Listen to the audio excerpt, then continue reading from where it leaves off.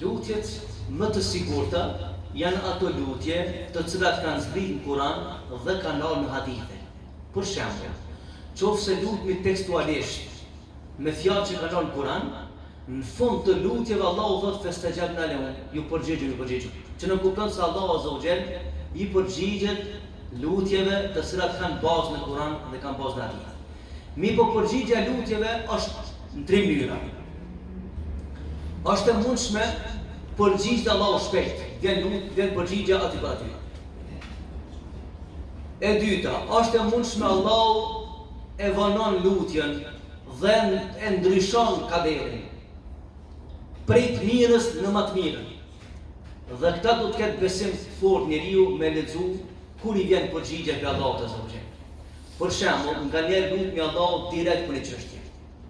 Edhe Allahu sa jep, sepse askush se njeh të ardhmen më mirë se Zoti madhërisht. Dhe Zoti e din se po t'jap përgjigje ti personi këtë mënyrë çfarë po lutet, e ardhmja ndan të tij. Kështu që Allah e vanon përgjigjen dhe ta jep në një formë tjetër. Mas 10 vite banvakia ke thut subhanallahu, çysh e lutsh Allahun për një çështje s'madha, e tashëm të kuptu se me pas ndodh ka von kesh për mua. Dhe e treta, etapa e tretë, lutja ruhet ndoshta për ditën e gjykimit. Lutja ruhet për ditën e gjykimit dhe Zoti madhërisht thotë, je lut gjatë këtë dunja, por ta kam ruajt momentin kur sot nuk kanë dobi as mall, as pasuria, as vladë, as pushteti, por çaja lutja jote realizohet, domethënë në momentet më kruciale të mundshme. Për pejgamberin e sa kanë transmetime të ndryshme, edhe në ngjarje të ndryshme për lutjen. Ju e dini kur lutet pejgamberi sa bile një moment të shumë i vështirë. Me një moment Allahu xhelalu i ka thonë pejgamberit e sa hin në dialog me mushrikët e asaj kohe, edhe pa besimtarët e asaj kohe, edhe thuju hajde lutemi kuna ka pranë Allahu dua. Dhe ka dialogu. Çai ka thonë njëri për jehudëve, fisit vet, ka thonë mos hini në debat me pejgamberin. Thotë se është pejgamber. Në çfarë se do të dalmi dhe lutemi.